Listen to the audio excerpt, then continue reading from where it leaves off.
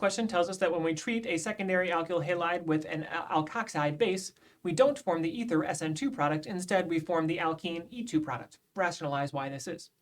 It has to do with the strength of the base that we're using in this reaction. The base is the alkoxide base. The conjugate acid of an alkoxide base is an alcohol conjugate acid. And an alcohol conjugate acid has a pKa of approximately 16 or so. What's important is whether or not that pKa is greater or less than 11. This pKa is greater than 11. With a pKa of an acid greater than 11, that means its conjugate base is relatively strong. As a strong base, it will preferentially do elimination reactions rather than substitution reactions. So because the alkoxide base is a strong base with a conjugate acid pKa greater than 11, we would likely see the E2 elimination reaction instead of the SN2 reaction for this base.